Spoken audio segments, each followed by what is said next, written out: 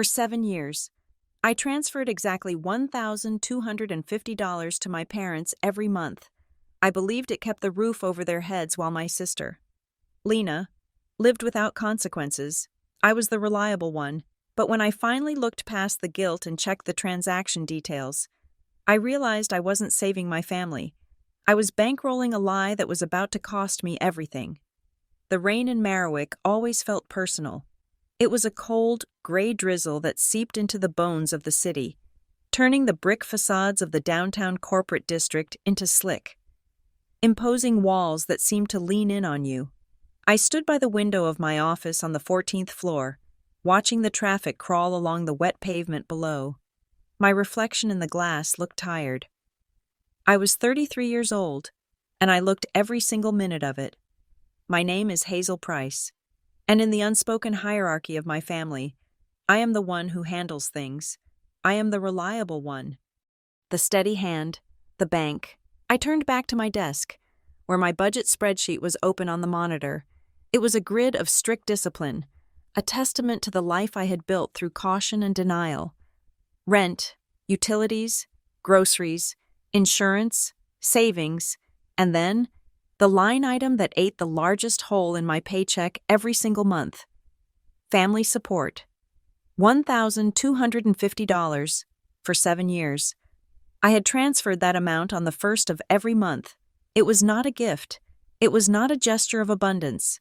It was, according to my mother, the only thing standing between my parents and financial ruin. My father had lost his management position at the plant 7 years ago, a victim of what they called an unstable work situation and shifting markets. He had never really recovered his footing. There were short-term gigs, consulting attempts, and long periods of what he called strategic planning, which mostly involved sitting in his recliner watching cable news. If she broke a lease, it was because the landlord had toxic energy. If she maxed out a credit card, my mother would sigh and say that Lena just had a big heart and deserved nice things to cheer her up. If I raised an eyebrow, if I asked how she could afford a new wardrobe when she owed me $300, I was bitter. I was jealous. I was the cold, unfeeling calculator who did not understand the human spirit. I closed the spreadsheet. I had to get to the suburbs. Tonight was the monthly family dinner, an obligation as rigid as the bank transfer. The drive out of Merriwick took 45 minutes. My parents lived in an older development called Oak Creek, a neighborhood of small ranches and split levels built in the 70s. It was the house we had grown up in. As I pulled into the driveway, I noticed the grass was getting long. The gutters were choked with wet leaves. It gave me a pang of guilt, sharp and familiar. I paid the mortgage, or at least a good chunk of it, but I could not pay for the maintenance, and my father said his back was too bad to handle the yard work these days. I walked inside. The house smelled of pot roast and stagnant air. My mother was in the kitchen, wiping down the counters with a frantic energy that usually meant she wanted something. "Hazel, you are here," she said, not looking up. "You look pale. Are you eating enough?" "I am fine." "Mom," I said, putting my purse on the table. "Where is Dad?" "In the den. He is having a hard day. His back again." I went to the refrigerator to get a glass of water. The fridge was full. Premium brands, organic produce, a bottle of white wine that cost more than my weekly gas budget. I felt the irritation rise in my throat, but I swallowed it down with the water. I was the reliable one. I did not complain about groceries. Lena breezed in 20 minutes later, bringing a gust of cold air and expensive perfume with her. She looked stunning, as always. She was wearing a coat that I knew cost at least $400, and her hair was professionally blown out. Sorry, she announced, dropping a leather tote bag onto the floor. The traffic was a nightmare, and I had to stop to pick up this wine. It is a vintage red. Dad loves it. My father emerged from the den, his posture straightening the moment he saw her. "There she is," he boomed. "My ray of sunshine." He hugged her, wincing theatrically as he let go. He did not hug me. He nodded at me. "Hello, Hazel. Good drive?" "Fine," I said. We sat down to dinner. The pot roast was dry, but we ate it on the good china, My mother insisted on keeping up appearances. For the first 20 minutes, the conversation revolved around Lena. She was thinking of starting a podcast. She was thinking of moving to a loft downtown. Though she had not figured out the deposit yet, she had met a man who was a photographer, or maybe a DJ. She was not sure, but he had great energy. My parents listened to her with rapt attention, their faces soft and indulgent. I ate my potatoes and waited. I knew the rhythm of these dinners. First the adoration of Lena, then the pivot to the reality of their lives, which was always presented as a problem for me to solve. It happened over coffee. My father cleared his throat and set his cup down with a heavy clink. "Hazel, we need to talk about the house," he said. I stiffened. "What about the house? Everything is going up," my mother said, jumping in. "The property taxes, the heating bill, the cost of just existing. Hazel, it is getting impossible." I put my fork down. "Mom, I send you $1,250 every month. That covers the mortgage payment and leaves about $300 for utilities. I know the numbers." My father shook his head, looking disappointed. "You know the numbers from 7 years ago. Hazel, inflation is killing us. Your mother is stressed sick trying to stretch that money. We are drowning here." I felt the familiar squeeze in my chest. It was a mix of shame and resentment. I worked 50 hours a week. I drove a car with 140,000 miles on it. I shopped at discount stores. "What are you asking?" I asked, keeping my voice steady. "We need you to bump it up." My father said, "1,500, just to keep us afloat." $1,500. That was nearly half my take-home pay after my own rent. "Dad, I cannot." I said, "I literally do not have an extra $250 a month.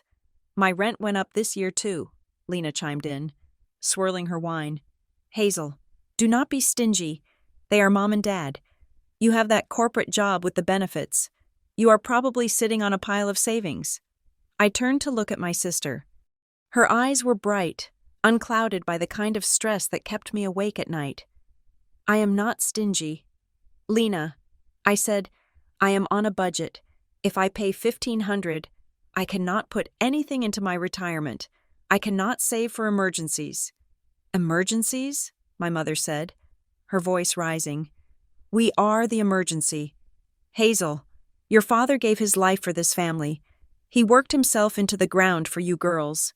And now, when we need a little help, you talk about your retirement? You are 33. You have decades to save. We do not have that time."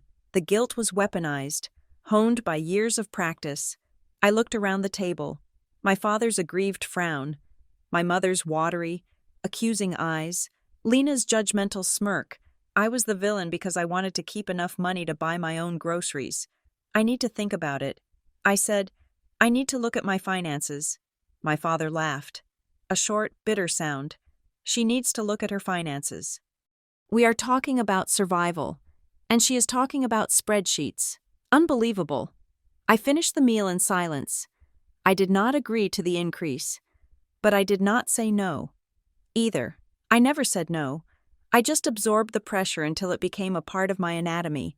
When I got back to my apartment that night, the silence of my living room felt different. Usually, it was a relief. Tonight, it felt lonely. I changed into my pajamas, old flannel pants and a t-shirt I had owned since college. I sat on my couch and opened my banking app on my phone. I told myself I was looking to see if I could squeeze out the extra money. Maybe if I cut my food budget again. Maybe if I canceled my internet and just used the data on my phone. I scrolled down to the recurring transfer. It was set to go out in 3 days. $1,250. I clicked on the transaction history, looking at the previous month's cleared payment. I wanted to see the date it had posted. But as I looked at the line item, something stopped me. Usually, when I sent money to my parents, I just typed in their account number and hit send. In my head, I always labeled it mortgage help, but the banking app had recently updated its interface, providing more detailed descriptions of where ACH transfers were actually routing. The line did not say Robert and Susan Price. Checking. It said LPP, Home Ventures Recurring.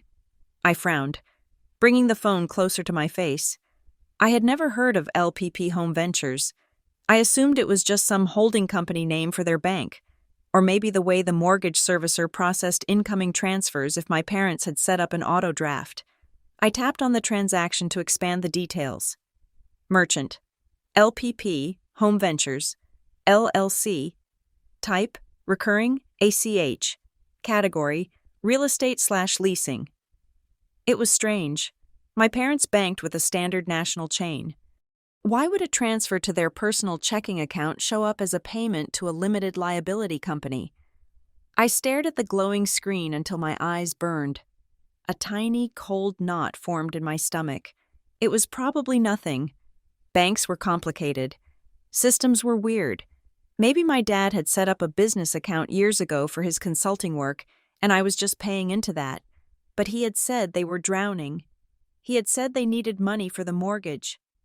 I closed the app. I was being paranoid. I was looking for a reason to be angry because they had asked for more money. I went to sleep. But my dreams were full of numbers that would not add up. Columns of red ink spilling off the page like blood. The next week, the gray sky over Marwick finally broke, letting in a pale, watery sunlight. I took my lunch break early, needing to get away from the fluorescent lights of the office. I walked a few blocks to a cafe that made decent sandwiches, intending to sit in the corner and read a book for 30 minutes. I was standing in line when I heard a laugh that made my spine stiffen. It was Lena. She was sitting at a booth near the window, but she was not alone. She was with two friends I vaguely recognized from her Instagram stories. They were laughing, leaning over a phone.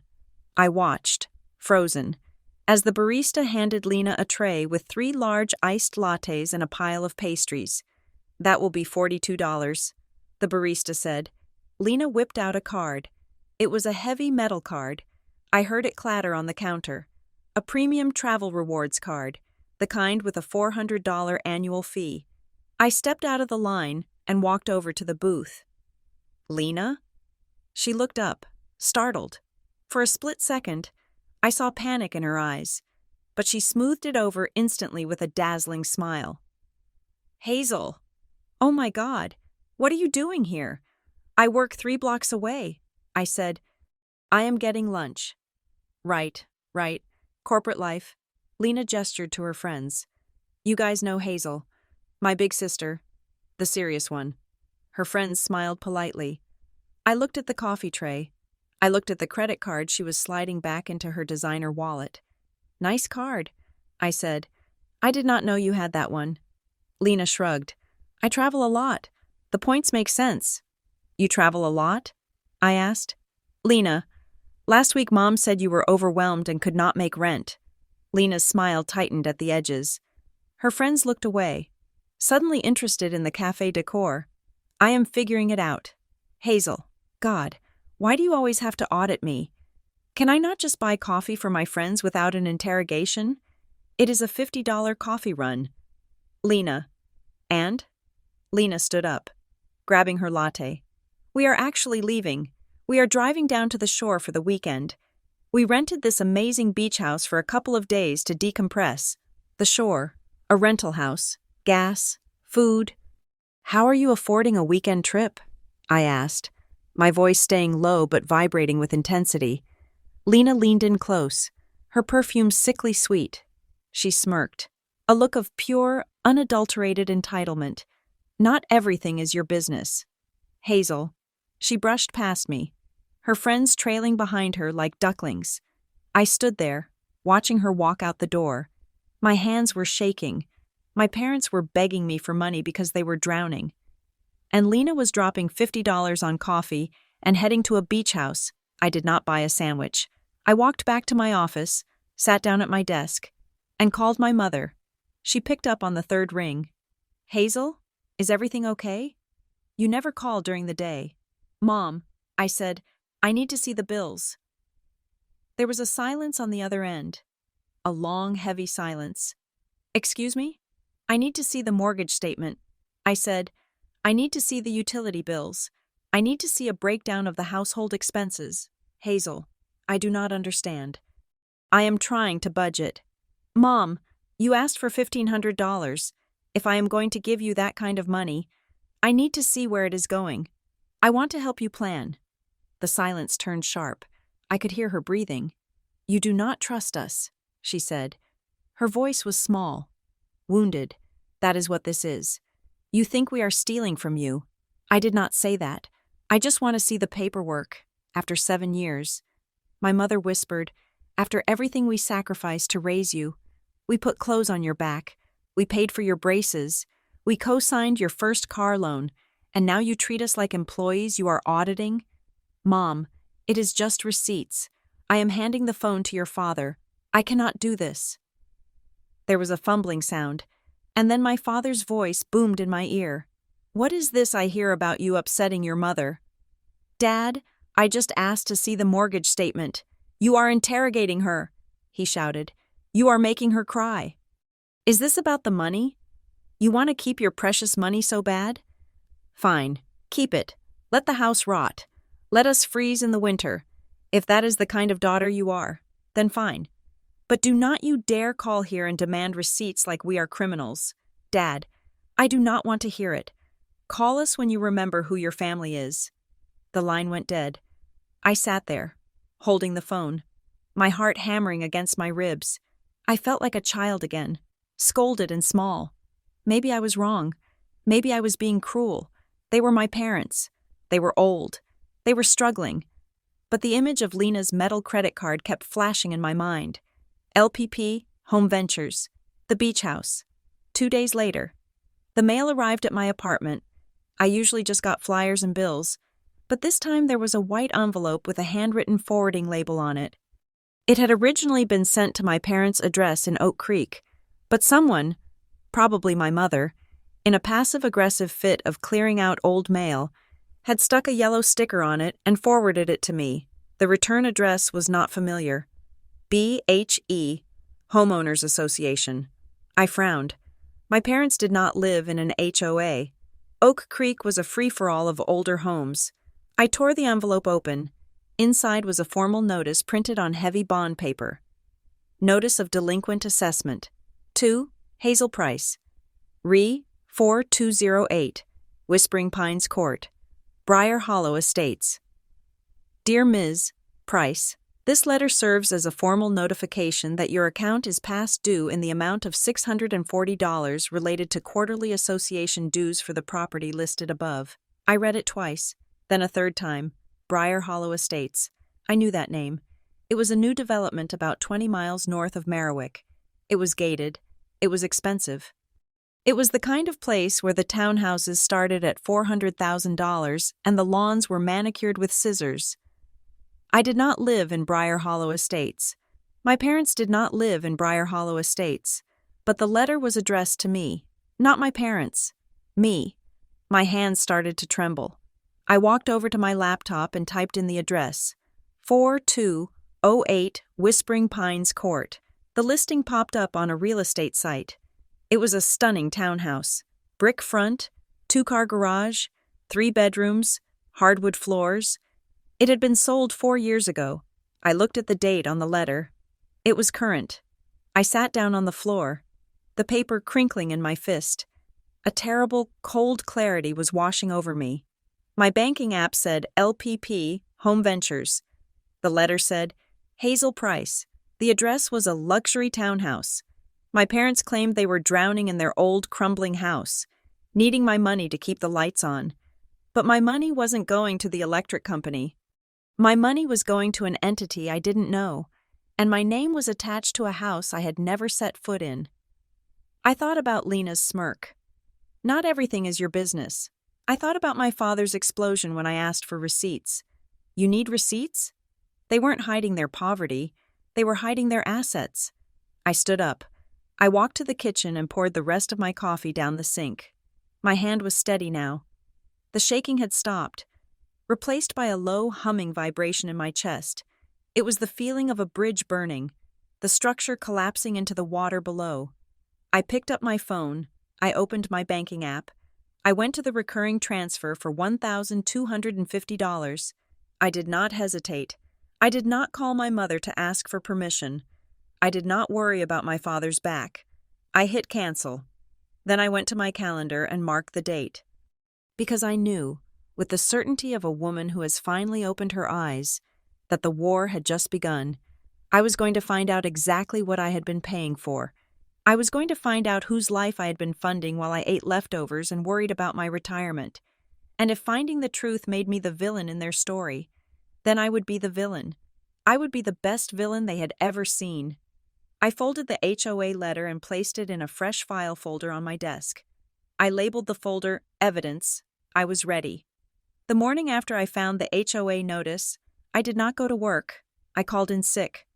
My voice sounding ragged enough to be convincing. Though the sickness I felt was entirely located in the pit of my stomach, I sat at my kitchen table with a cup of coffee that had gone cold an hour ago. The letter from Briar Hollow Estates flattened out in front of me like a map to a war zone. I picked up my phone and dialed the number listed in the bold footer of the document. The phone rang 4 times before a woman picked up. Her voice was bright, professional, and completely at odds with the dread pooling in my chest. Briar Hollow Association Management. This is Sarah. How can I help you? Hi, I said. My voice was too quiet. I cleared my throat. Hi, my name is Hazel Price. I received a notice of delinquent assessment in the mail, but I do not live in Briar Hollow. I think there has been a mistake. One moment, Ms. Price, let me look you up. Do you have the account number from the letter? I read her the long string of digits. I heard the click-clack of a keyboard on the other end. Okay, I have the file here, Sarah said. Unit 4208, Whispering Pines Court. It shows the account is in arrears for 2 quarters of association dues. Yes, I said, that is the problem. I do not own that property. I live in a rental apartment in Marowak. I have never even been to Whispering Pines Court. There was a pause. I heard the sound of scrolling. Well, Ms.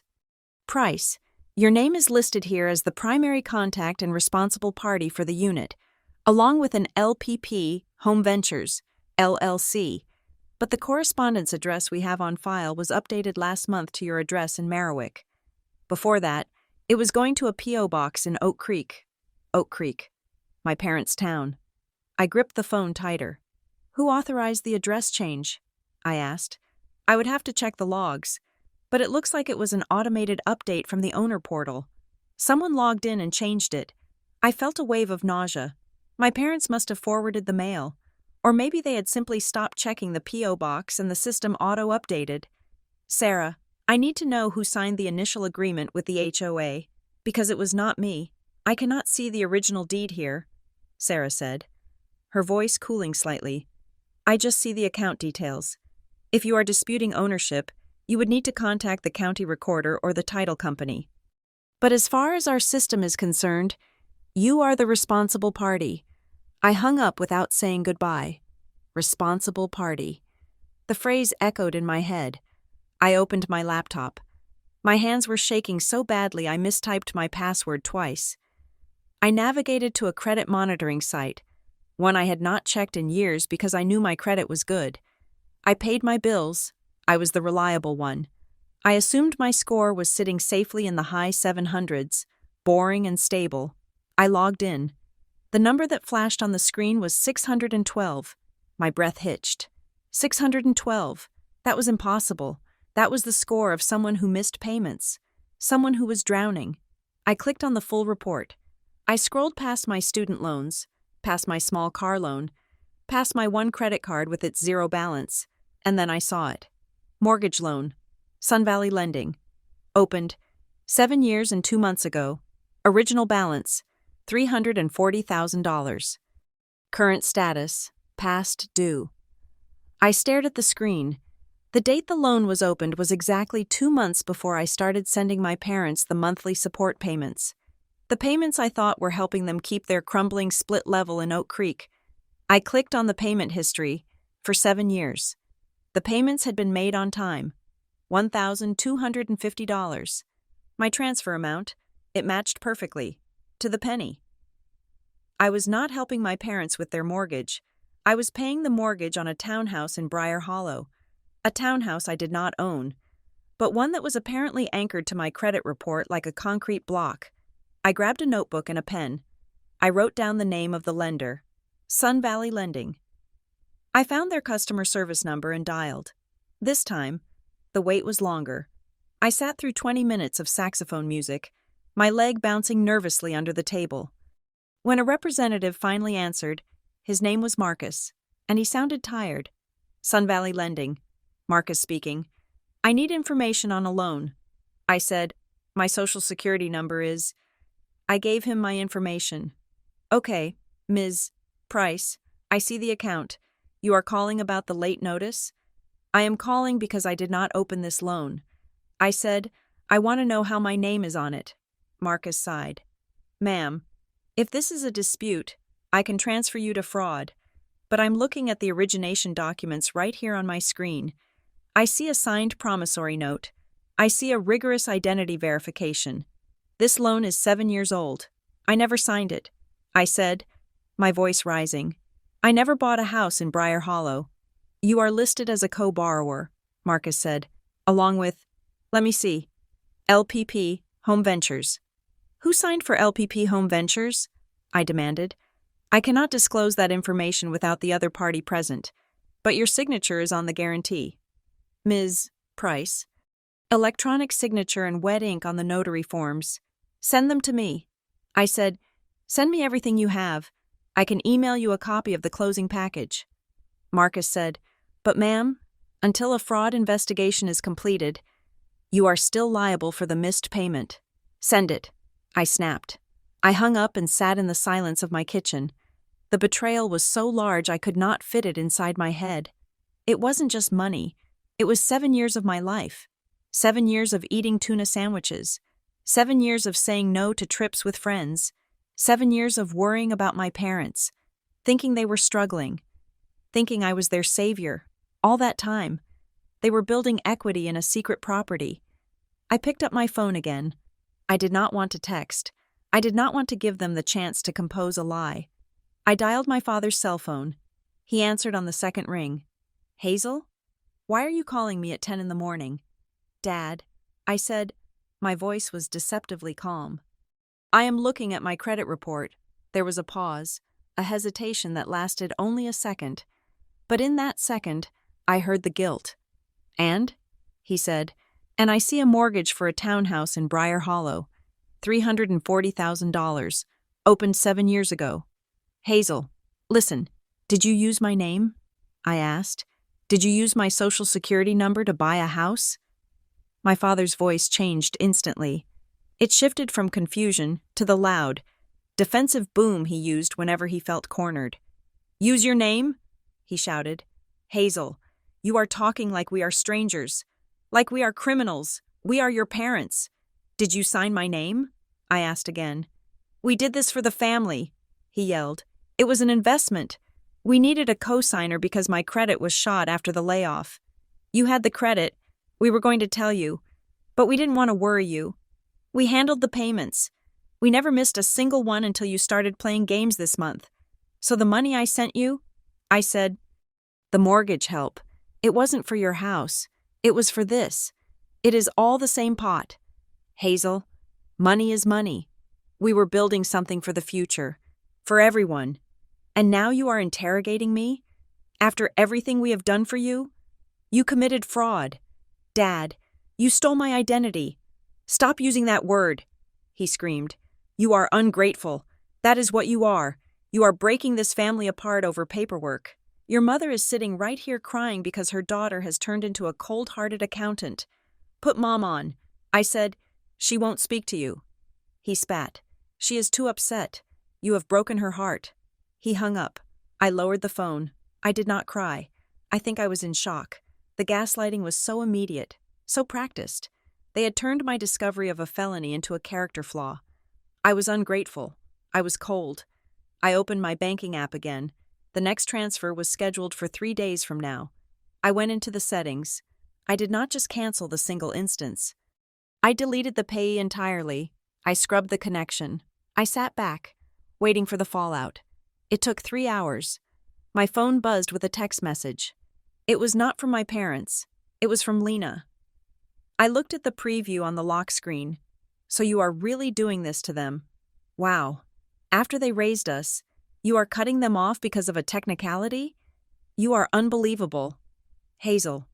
I stared at the words. A technicality. Identity theft was a technicality. $300,000 of debt in my name was a technicality. And the speed of it. My parents had called her immediately. They had spun the narrative. I was the aggressor. I was the one hurting them.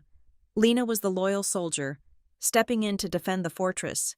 I realized then that I was not fighting two people. I was fighting a three-headed monster. Lena knew. She had to know. You don't call identity theft a technicality unless you are in on the scam. I did not reply to Lena. I typed a search query into my laptop. Consumer fraud attorney Marowik. The name Marin Klein Legal Group came up with 5 stars. I called them. I can fit you in this afternoon. The receptionist said, Mr. Klein has a cancellation at 3. I showered. I put on my best suit, the charcoal gray one I wore for annual reviews. I needed to feel like a professional. I needed to feel like the Hazel Price who managed million-dollar project budgets. Not the Hazel Price who let her parents rob her blind for 7 years. The law office was downtown, in a glass building that smelled of lemon polish and expensive coffee. I sat in the waiting room, my hands clasped so tightly in my lap that my knuckles were white. I felt a crushing wave of guilt. I was sitting in a lawyer's office, preparing to sue my own mother and father. It went against every instinct I had been programmed with since birth. Family first, loyalty above all. Ms. Price? A man in his 50s stood at the door. He had silver hair and kind, sharp eyes. I am David Klein. Come on in. I followed him into his office. It was lined with books, real books with leather spines. I sat in a leather chair that swallowed me. Tell me what is happening, he said. I told him. I started with the monthly payments. I told him about the HOA letter. I told him about the credit report. I told him about the conversation with my father. David Klein listened without interrupting. He took notes on a yellow legal pad. When I finished, he took off his glasses and cleaned them with a small cloth. This is not uncommon. Hazel, he said gently, we call it coerced debt or familial identity theft. It is incredibly painful, but legally, it is very clear. What do I do? I asked. First, we stop the bleeding, he said. You have already stopped the payments. That is good. Now, we need to document everything. Every text, every email, every bank transfer. I need you to download 7 years of statements. I nodded. Second, he continued, we need to validate the debt. We need to prove you did not sign those documents. You said the lender is emailing you the package. I checked my phone. It had arrived 10 minutes ago. I have it. I said, forward it to my paralegal. He said, but let us look at it together right now. I opened the PDF on my phone and handed it to him. He scrolled through the pages on the small screen, squinting. Here, he said, the promissory note. He turned the phone toward me and zoomed in. There was a signature on the line marked Borrower 2, Hazel Price. I stared at it. It was a loop, a sharp slant to the right. It looked like my signature. It looked like how I signed my name when I was in high school, before I refined it for business documents. But it wasn't mine. The P in Price was too round. I made my P with a sharp angle. It is a forgery, I whispered. But it is a good one. It is traced, David said, or copied and pasted, or someone practiced. I felt sick. Someone practiced. My mother? My father? Lena? Who sat at the kitchen table and practiced being me so they could ruin my credit? This is a crime. Hazel, David said softly, I need you to understand that. This is bank fraud. This is wire fraud. If I fight this, what happens to them? I asked. If we prove fraud, the bank will likely pursue criminal charges against the people who actually signed the documents. They could face prison time. The room spun. Prison. My 60-year-old mother in prison. Is there another way? I asked. The alternative, David said, leaning forward. Is that you accept the debt. You pay the $340,000. You pay the past due HOA fees. You accept the liability. If the house forecloses, it goes on your record. You will not be able to buy your own home for 7 to 10 years. I looked at the signature again. That fake, loopy P. They didn't just steal my money, they stole my future. I want to send them a formal request first, I said. Before we go to the police, I want to see if they will fix it. David nodded. We can send a demand letter. We can ask for a full accounting of the LLC and a release of liability. But Hazel, based on what you have told me, they will not cooperate. People who do this rely on your guilt to keep you silent. Draft the letter. I said. I left the office an hour later. The sun was setting, casting long, bruised shadows across the city streets. I felt heavy. Burdened by the folder of legal advice tucked under my arm, I did not go home. I drove to Oak Creek. I needed to look them in the eye. I needed to see if they could lie to my face when I was holding the evidence. My parents' house looked the same as always. The porch light was off. Even though it was dusk, I parked in the driveway and walked up the steps. I did not use my key. I rang the bell. My mother opened the door. She looked terrible. Her eyes were red, her face blotchy. When she saw me, she didn't invite me in. She stood in the doorway, blocking the entrance. You came to apologize? She asked, her voice trembling. I held up the printout of the signature page I had printed at the lawyer's office. I came to ask you who signed this. I said. My mother looked at the paper. She flinched as if I had raised a hand to strike her. Go home. Hazel, she whispered. Who signed it? Mom? Was it you? Or did you make Lena do it? My father appeared behind her. He looked angry. His face flushed a deep, dangerous red. Get off my porch, he said. We have a lawyer. I said. I met with him today. He says this is bank fraud. He says people go to prison for this. My mother let out a sob and covered her mouth. My father stepped out onto the porch, closing the door behind him so the neighbors wouldn't hear. You are threatening your own parents? He hissed. You ungrateful little brat. We did what we had to do. There it was. The admission. What you had to do? I repeated.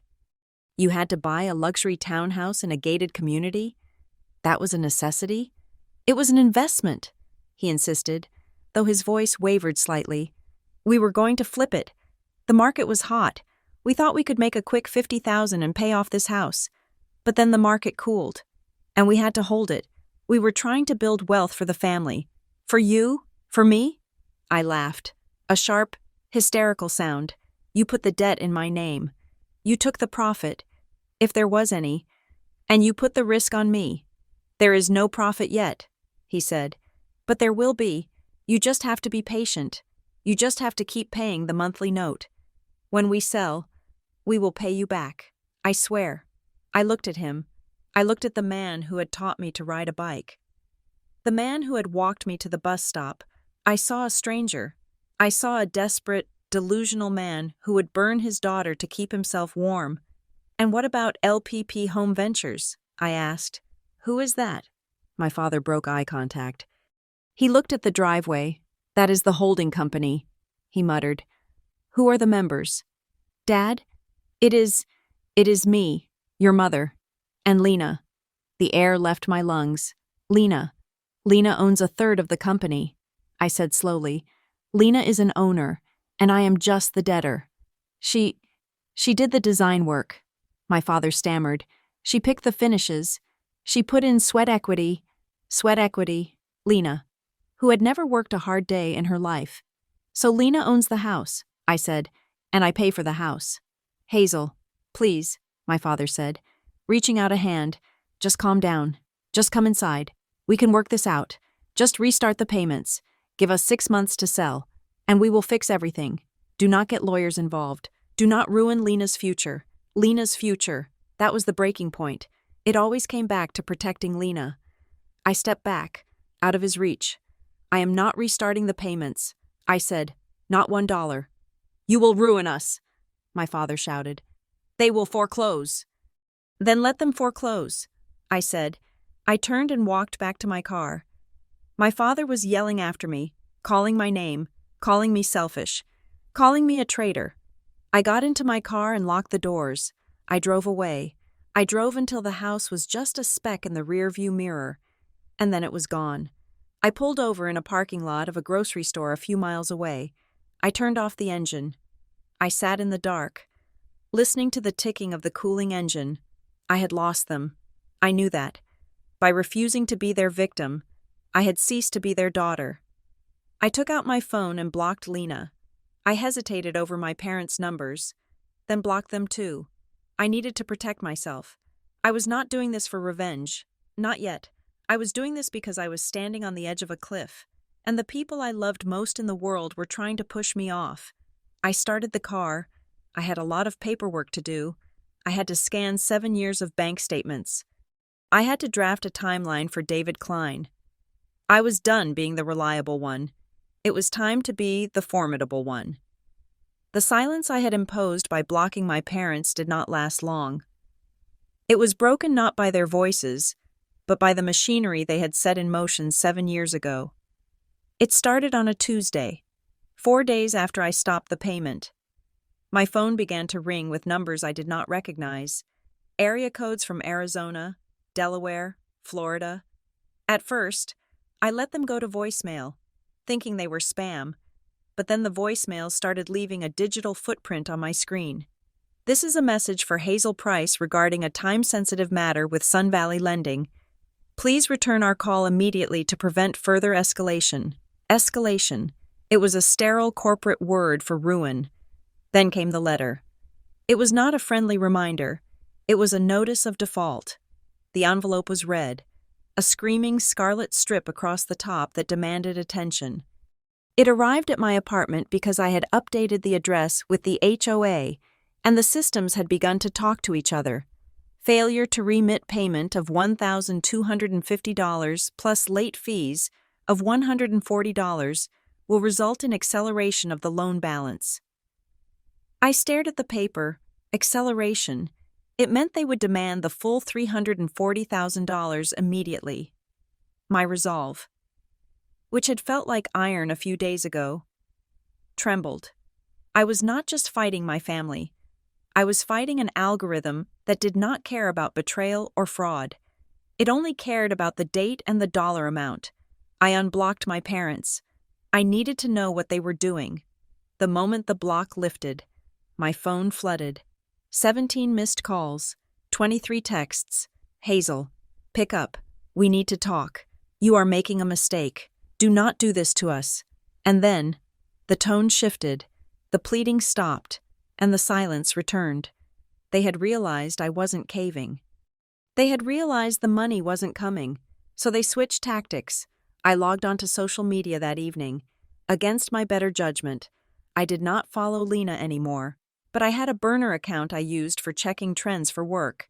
I typed in her handle. Her latest story was a black screen with white text, accompanied by a sad, acoustic song. It hurts so much when the people you looked up to turn out to be selfish. Family should be everything. I guess for some people, money is more important than loyalty. Heartbroken. I felt a flash of heat travel up my neck. It was vague enough to be deniable, but specific enough to rally her troops. Then came the messages from the extended family. Aunt Linda, who I hadn't spoken to since Christmas 2 years ago, sent a Facebook message. Hazel, your mother sounds devastated. I know you are busy with your big career, but please do not forget the people who got you there. Call her, Cousin Mike, who lived in Ohio. Hey, heard there is some drama. Hope you are doing the right thing. Family is family. They didn't know. They thought I was holding out on a hospital bill or refusing to help with groceries. They had no idea I was on the hook for a luxury townhouse. My parents were managing the narrative perfectly. I was the cold, corporate daughter, and they were the struggling, abandoned parents. I needed to see them. I could not do this over the phone anymore. I needed to stand in front of them and force them to look at me. I drove to Oak Creek on a Thursday evening. The sky was bruising purple, and the streetlights were flickering on. The house looked dark. The curtains were drawn. I walked up the concrete path. The crack in the third step was still there, the one I had tripped over when I was 10. I rang the bell. Nothing. I rang it again. I could hear the chime echoing inside. I saw the curtain in the living room twitch, just a fraction of an inch. My mother, she was watching me. "Mom," I called out, "open the door. We need to settle this." The deadbolt slid into place with a loud, deliberate clack. They were locking me out. I knocked on the wood. Hard. "Dad? Mom? I know you are in there. I have the default notice. They are threatening to accelerate the loan. We have to talk about the LLC." There was a muffled sound, and then my father's voice came through the door. It was low and muffled, stripped of its usual booming authority, replaced by a cold, seething anger. "You are not welcome here." "Hazel." I leaned my forehead against the cold wood of the door. "Dad, please, this is serious legal trouble, for all of us. You brought this to our doorstep," he said. "You went to a lawyer. You started digging. You ruined the plan. The plan was a crime." "Dad!" I shouted, not caring if the neighbors heard. "Go away," he yelled back. "Do not come back until you are ready to apologize. Do not come back until you restore what you ruined. Restore what I ruined." He didn't mean the relationship. He meant the money. He meant the flow of cash that kept their fantasy alive. I stood there for a long time. The wind picked up, rustling the overgrown bushes. I realized, with a clarity that felt like a physical blow to the stomach, that there was no bottom to this. There was no point where they would say, "Okay, we went too far." They would watch me burn if it kept them warm. The love I had been chasing, the approval I had bought for $1,250 a month, had never been real. It was a transaction, and now that the transaction had failed, the customer service window was closed. I walked back to my car. My hands were shaking so hard I couldn't get the key into the ignition. I sat there, gasping for air, while the dark house loomed behind me like a tomb. The next morning, I was back in David Klein's office. I looked different than I had the first time. I hadn't bothered with the suit. I was wearing jeans and a sweater, and I hadn't slept more than 3 hours. "They locked me out. I told him." David nodded slowly. He did not look surprised. "That is the escalation phase," he said. "They are trying to punish you into compliance. It is classic manipulation, but we are done playing their game. We are playing by federal rules now." He slid a piece of paper across the desk. "First, we secure your perimeter. You need to freeze your credit with all 3 bureaus: Experian, TransUnion, Equifax. No one opens a library card in your name from this moment forward." I did that this morning. I said, "Good. Next, banking. You need to close your current accounts, all of them, if they have your account numbers. If they have ever seen a check, assume they can access it. Open a new account at a completely different bank. New passwords, new security questions. Do not use your mother's maiden name. Do not use your first pet. Use random data that only you know." I wrote it down. New bank, random data. "And third," David said, tapping a finger on a file folder, "we need to trace the money. You said you have 7 years of bank statements?" I pulled the thumb drive from my pocket. I downloaded everything last night. Every transfer, every date. David plugged the drive into his computer. We watched the spreadsheet load. Thousands of rows of data. He filtered the search for the monthly transfer amount. "Look at the routing number," he said, pointing to the column on the right. I leaned in. "The routing number for the recipient account. That is not a standard retail bank routing number," David said. "That looks like a clearinghouse number for a loan servicer." He typed the number into a search engine. The result popped up immediately. Sun Valley Lending Payment Processing Center. I stared at the screen. "I was sending the money directly to the lender?" I asked. David nodded grimly. "You weren't transferring money to your parents' checking account. Hazel, you were paying the mortgage directly. They set up the transfer so it bypassed them completely. But why?" I asked. "Why not take the money and then pay the bill?" "Because if they took the money, they might spend it," David said. "They might use it for groceries or Lena's credit card bills. This way, the mortgage was guaranteed to be paid. They automated your exploitation. They treated you like a payroll deduction." I felt sick. It was so calculated. It wasn't a desperate scramble to pay bills. It was a system. They had set it up so I would unknowingly service the debt on a property I didn't know I owned, ensuring the asset, the townhouse, remained in good standing while they used their own money for whatever they wanted. They were never managing the money, I whispered. They were just managing the story. David printed the spreadsheet. This is excellent evidence. Hazel, it proves you were the sole source of funding for the asset. It strengthens our case that you were deceived. But we need to know how they signed the documents. We need to know how they got past the digital verification. I went home and started digging. I felt like an archaeologist excavating the ruins of my own life. David had mentioned digital verification, e-signatures, DocuSign, Adobe Sign. These systems generate emails. They send confirmations. I checked my current email. Nothing. But I had another email address.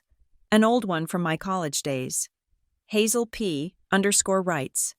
I hadn't used it for serious correspondence in years, but it was still active. It was the email address my parents had on file from when I was in high school. I logged in. The inbox was full of spam, thousands of unread messages. I typed Sun Valley into the search bar. The screen refreshed. There were 12 results. My heart hammered against my ribs. Subject: please sign. Sun Valley Lending Closing Package. Date: 7 years. 2 months ago. Subject: completed. Sun Valley Lending Documents. Date: 7 years. 2 months ago. Subject: welcome to your new loan portal. I opened the first email. It was addressed to me. Hello, Hazel. Please review and sign the attached documents for your loan application ending in 4599. I looked at the date. 7 years ago. November.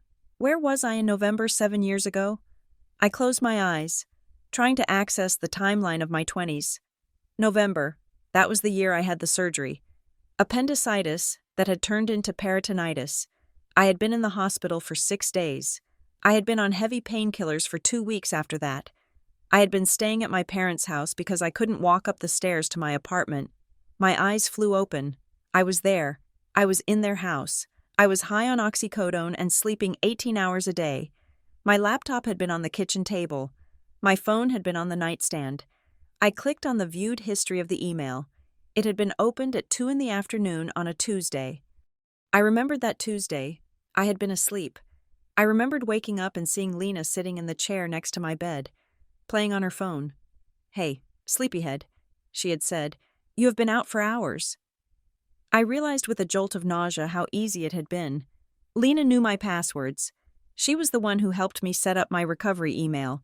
She knew the name of my first pet. She knew the street I grew up on. They didn't need to be master hackers. They just needed me to be unconscious. I clicked through the other emails. There were IP addresses listed in the metadata. I traced them. Comcast cable, Oak Creek, Pennsylvania, my parents' internet connection. They had waited until I was helpless, cut open on an operating table, and then they had used my identity to secure a $300,000 asset. I felt a cold rage settle over me. It was different from the anger I had felt before. This was precise. This was surgical. I printed every email. I printed the metadata logs. Then I went to the county records website for Wexley County, where Briar Hollow was located. I searched for LPP Home Ventures, LLC. I found the deed. It was dated the same week as the emails.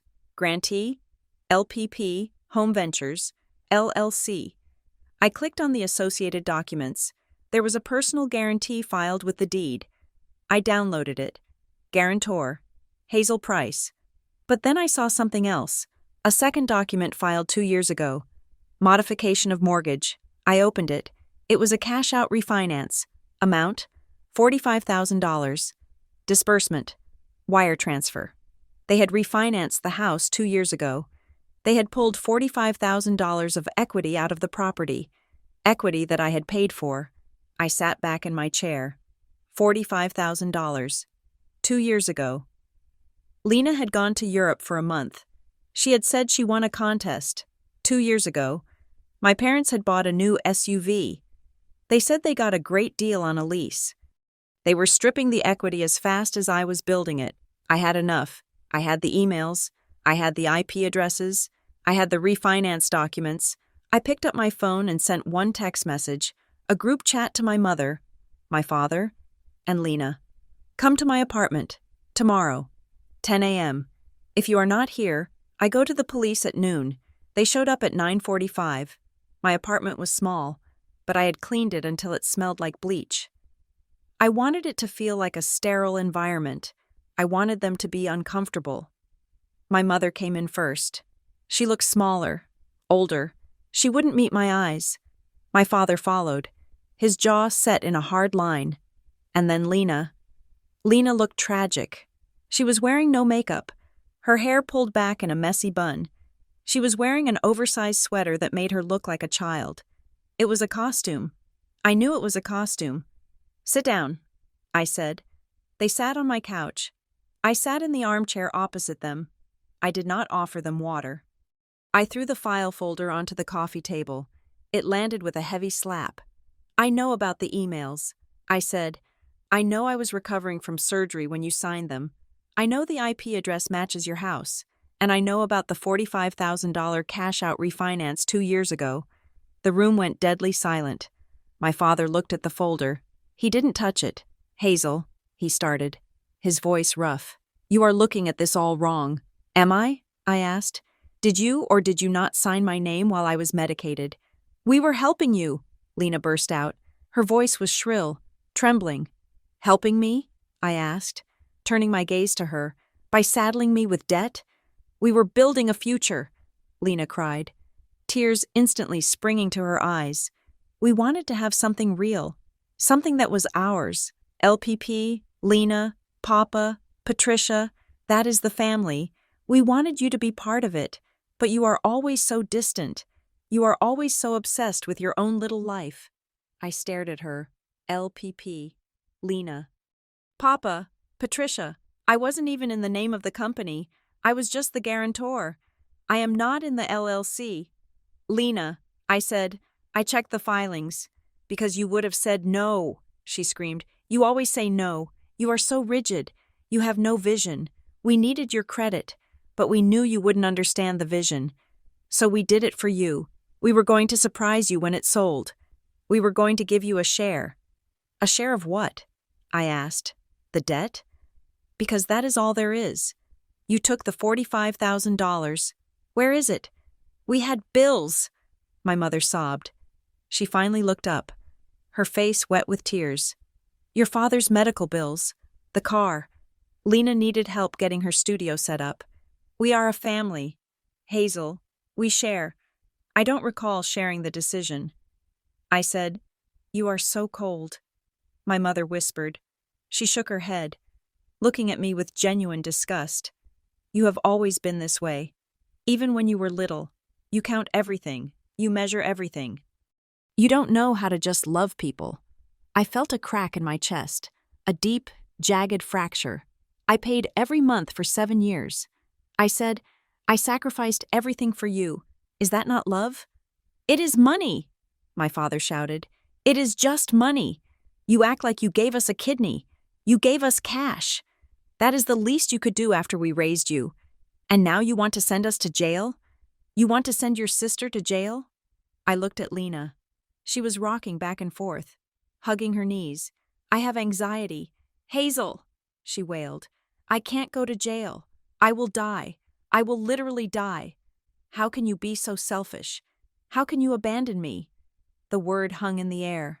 Abandon. They were twisting reality in real time. I was the abuser because I wanted to stop being abused. I was the villain because I wouldn't let them commit fraud. I looked at them, really looked at them. My father, the failed provider who felt entitled to my success. My mother, the enabler who valued peace over truth. Lena, the golden child who believed the world owed her a living. They were a closed system, a machine built to consume, and I was the fuel. There was no reasoning with them. There was no apology coming. If I stayed in this room for another hour, they would convince me that I was a monster. They would wear me down until I picked up the checkbook again, just to make the screaming stop. I stood up. Get out, I said. Hazel, please, my mother begged. Get out, I screamed. It was the first time I had raised my voice. It felt like tearing a muscle. They scrambled up. My father glared at me with pure hatred. Lena was sobbing loudly. A performance for the hallway. "You will regret this," my father said at the door. "You will die alone. Hazel, and you will deserve it." He slammed the door. I stood in the silence of my apartment. My heart was racing so fast I thought I might pass out. I went to the window and watched them get into the car I had paid for with the equity they stole. I watched them drive away. I was shaking. But my mind was clear. Crystal clear. I wasn't fighting a misunderstanding. I wasn't fighting a mistake. I was fighting a parasitic organism that shared my DNA. I walked to the table and picked up the file folder. I opened it to the page with the IP addresses. I picked up my phone and called David Klein. "David," I said, "I am ready." "Ready for what?" he asked. "I found the proof," I said, "and I want to file the fraud report. Today." There was a pause on the line. "Once you ring this bell." "Hazel, you cannot unring it. This starts the criminal inquiry." "I know," I said. "Do it." I hung up. I sat down at my desk. I pulled the blank affidavit of forgery out of the folder. I picked up a pen. My hand hovered over the paper. I thought about my mother's tears. I thought about Lena's panic. I thought about my father's curse. "You will die alone." Maybe, but I would die free. I pressed the pen to the paper and began to write. The pen in my hand felt heavier than it should have. It was a standard ballpoint. Blue ink, cheap plastic, the kind you buy in a box of 12 for $3. But as it hovered over the signature line of the affidavit, it felt like I was holding a weapon. David Klein sat across from me, his hands folded on the mahogany desk. He did not rush me. He knew exactly what I was weighing. "This is the point of no return. Hazel," he said quietly, "once you sign that fraud affidavit, we send it to the servicer, we send it to the credit bureaus. We are formally accusing the signatories of criminal fraud. The bank will launch an investigation. They will involve law enforcement." I looked at the paper. Affidavit of identity theft. If I signed it, I was potentially sending my parents to prison. I was sending my sister to prison. But if I did not sign it? I looked at the other document on the desk, the one that had arrived in yesterday's mail. It was a letter from a law firm representing the investors behind Sun Valley Lending. It was addressed to me, referencing a personal guarantee of liability. "Dear Ms. Price, be advised that under the terms of the commercial loan agreement for LPP, Home Ventures, LLC, you are personally liable for the full principal balance of $342,000 in the event of default. The lender reserves the right to pursue all available remedies, including wage garnishment and seizure of personal assets. Wage garnishment, seizure of assets. If I did not sign the affidavit, I accepted the debt. I accepted that for the next 30 years. I would be paying for a house I did not own, for a sister who hated me, for parents who viewed me as a resource rather than a human being. I would lose my savings. I would never own a home of my own. I would be financially ruined." I looked at David. "They will go to jail?" I asked. David sighed. "That depends on the prosecutor. It depends on the amount. It depends on their criminal history. But yes, it is a real possibility. This is a federal crime." I closed my eyes. I thought about my mother making pancakes on Sunday mornings when I was 10. I thought about my father teaching me to drive in the high school parking lot. Then I thought about the email account. I thought about them waiting until I was drugged after surgery to sign my name. I thought about the 7 years of lies. I opened my eyes.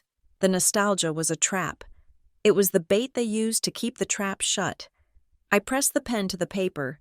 The ink flowed smoothly. I wrote my name, Hazel Price. I dated it.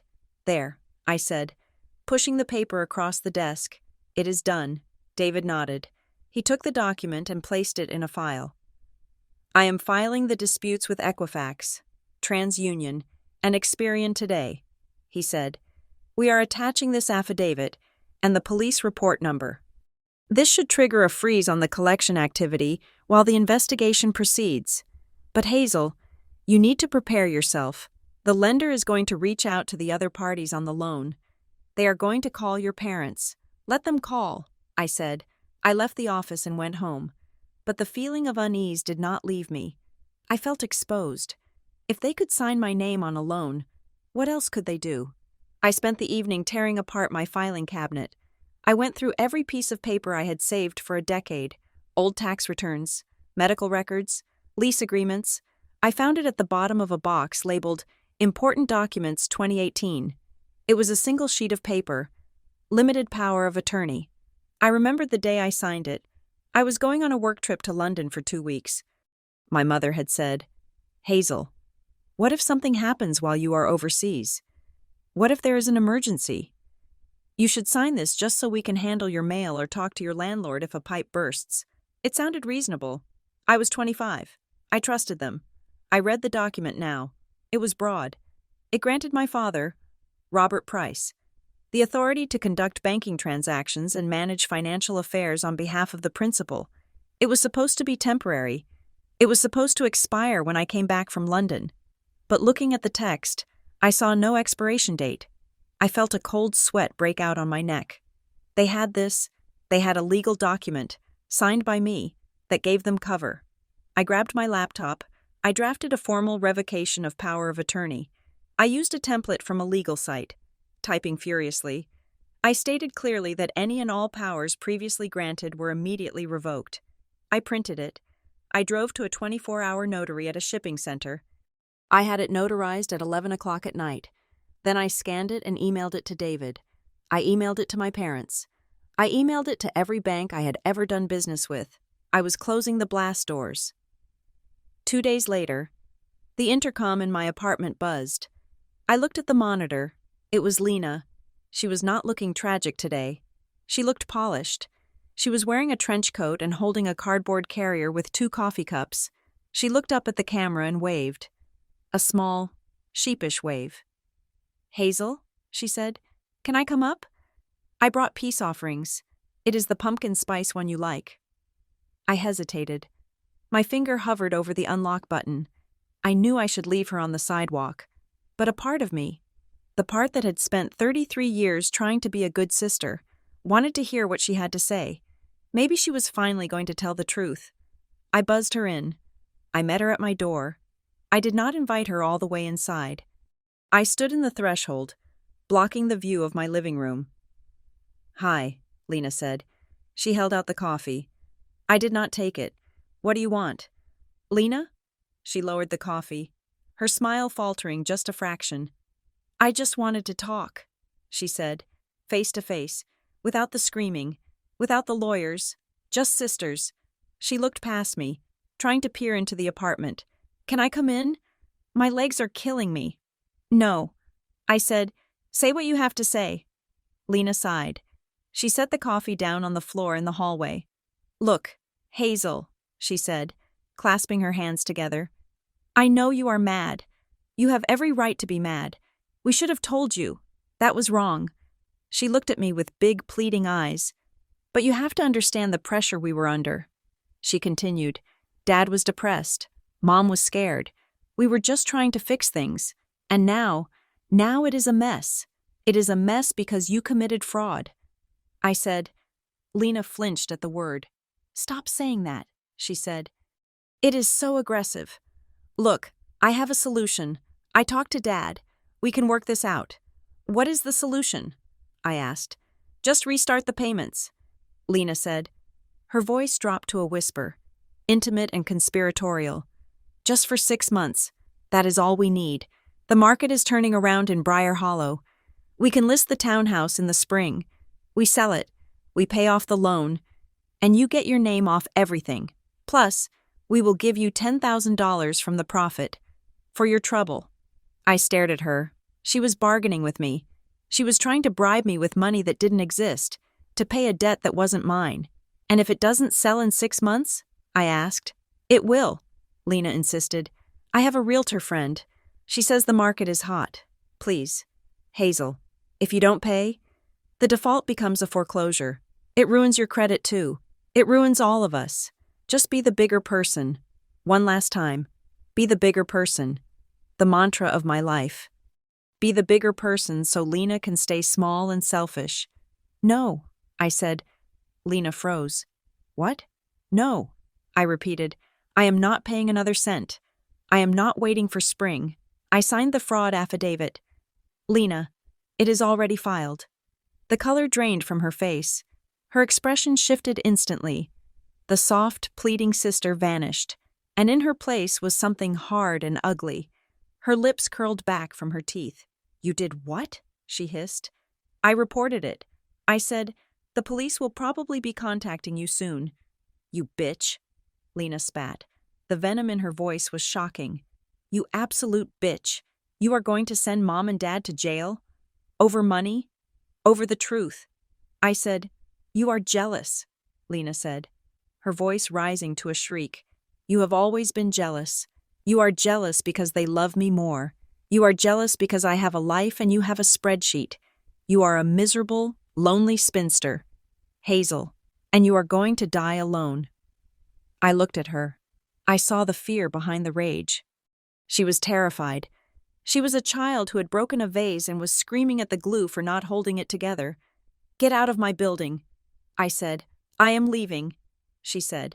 And don't expect an invite to the funeral when the stress kills Dad. That will be on you.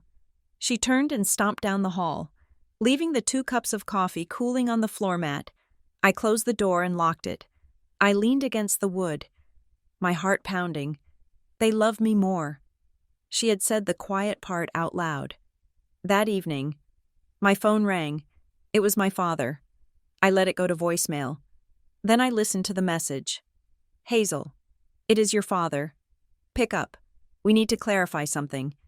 I called him back, not because I wanted to, but because David had told me to record any admissions they made. I put the phone on speaker and turned on my voice recorder. What do you want to clarify? I asked. Hazel, he said. His voice sounded old, shaky. It lacked the bluster from the porch. I just wanted to explain. He said, about the townhouse.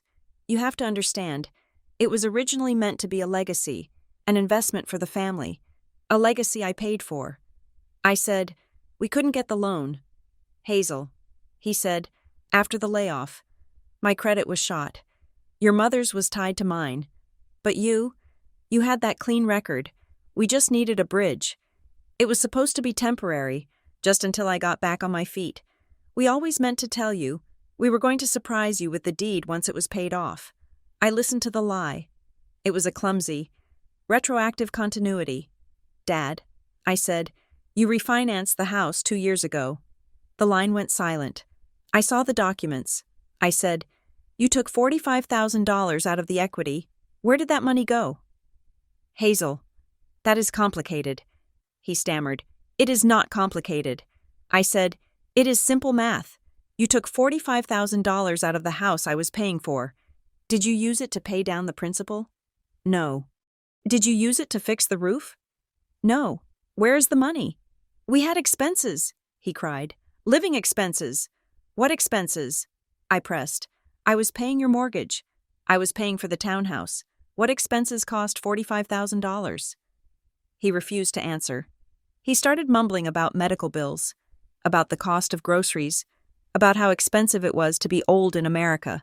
Tell me where the money went, Dad, or I hang up. You are heartless. He whispered, just heartless. I hung up. I sent the recording to David. The next morning, David called me. I have the results from the trace on the refinance disbursement. He said, I sat down at my kitchen table. I braced myself. Where did it go? I asked. It did not go to your parents' joint account. David said, and it did not go to any medical providers. The funds were wired directly to a business account. Which business? Lena Price Design. LLC. I felt the air leave the room. Lena, it wasn't for their survival. It wasn't for groceries. It wasn't for my father's back medication. I had spent 7 years eating ramen noodles and skipping dentist appointments so that my sister could have $45,000 to play business owner. She spent it. David continued. We can see the outflow. It went to travel agencies, luxury retail, a lease on a Mercedes. It is all there. Hazel. I closed my eyes. The puzzle was complete. The picture it formed was hideous. My parents didn't just steal from me, they stole from me to give to her. I was the engine, and she was the passenger. I was the host, and she was the parasite. And the worst part? My parents were the ones holding the syringe. I finally saw the pattern. It wasn't just favoritism, it was a system. When I complied, when I sent the checks, when I stayed quiet, I was good Hazel. I was the reliable one. I was praised, briefly and transactionally. When I asked questions, when I set boundaries, when I wanted to know where my money was going, I was cruel Hazel. I was the villain.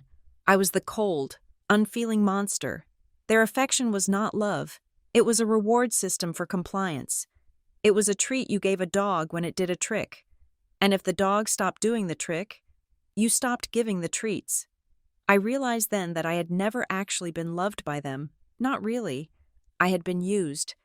And the moment I stopped being useful, I was discarded. I needed help, not legal help. I had David for that. I needed help for the part of me that was screaming inside my chest. I made an appointment with a therapist. Her name was Dr. Eris. Her office was small and quiet, with no leather chairs, just soft fabric and a window looking out at a generic office park. I sat on her couch and tried to explain why I was there. I tried to make it sound logical. I am dealing with a complex financial dispute with my family. Doctor, Aris listened. She let me talk about the LLC and the affidavits and the credit scores, and then she asked one question. Hazel, how old is the part of you that is trying to save them? I stopped. I opened my mouth to answer, but nothing came out. I felt a lump form in my throat, hot and painful. I don't know, I whispered. Maybe 10? Doctor, Aris nodded. You are grieving. Hazel, she said, you are not just angry about the money, you are grieving the family you wished you had. You are realizing that the people who were supposed to protect you were the ones you needed protection from. I started to cry. Not the polite, silent tears I had shed in David's office. Ugly, heaving sobs that shook my whole body. I cried for the 20-year-old Hazel who worked 2 jobs. I cried for the 25-year-old Hazel who signed a power of attorney because she trusted her daddy. I cried for the Hazel who sat at family dinners and watched her sister get the best cuts of meat while she ate the gristle. It was messy. It was humiliating, but it was real. For the first time in my life, I wasn't performing reliability, I was just broken. The pressure from my family did not stop just because I was in therapy. In fact, it escalated. A week later, I was at work when my phone buzzed with a voicemail notification. It was my mother. I stepped into the stairwell to listen to it. The reception was clear. Her voice was icy, devoid of the hysterical tears she usually used. Hazel, I am calling to tell you that your father had chest pains this morning. We had to call the paramedics. His blood pressure is through the roof. The doctor says it is stress. Extreme stress. She paused. I could hear her breathing. I want you to know something. If something happens to him, if he has a stroke or a heart attack, that is on you. You did this. You and your greed. You are killing him. Hazel, I hope you can live with that. The message ended. I stood in the concrete stairwell, clutching the phone. The old Hazel would have called back immediately. The old Hazel would have rushed to the hospital. The old Hazel would have promised to pay anything, sign anything, just to keep her father alive. But I wasn't the old Hazel anymore. I listened to the message again. I heard the manipulation. I heard the weaponized guilt. If he dies, it is your fault. It was the ultimate trump card. The final play. My father was not dying because I stopped paying a fraudulent mortgage. If he was stressed, it was because he had committed a felony and was about to be caught. He was stressed because the consequences of his own actions were finally arriving at his door. I did not call her back. I tapped the screen. I selected forward. I typed in David Klein's email address. Subject: additional evidence, harassment. I hit send. Then I walked back into the office, sat down at my desk, and went back to work. I had a deadline to meet. And for the first time in 7 years, the money I was earning was all mine. The machinery of foreclosure does not care about your feelings. It does not care about family dynamics or childhood trauma or who promised what to whom. It is a timeline, rigid and unforgiving, measured in days and certified letters. The notice arrived on a Tuesday, 3 weeks after I had stopped the payments. It was thick, packed with legal jargon that boiled down to a simple, terrifying reality. Sun Valley Lending was initiating the pre-foreclosure process. The accelerated balance of $342,000 was due immediately. If it was not paid, the property at 4208 Whispering Pines Court would be scheduled for auction. I held the letter in my hands, standing in the narrow hallway of my apartment. I felt a surge of panic so acute it made my vision blur. Even though I had David Klein, even though I had the truth on my side, the threat was visceral. My name was on that deed. My credit was the collateral. If the auction happened and the sale price did not cover the loan, the deficiency judgment would follow me for decades. I could be garnished. I could be bankrupt.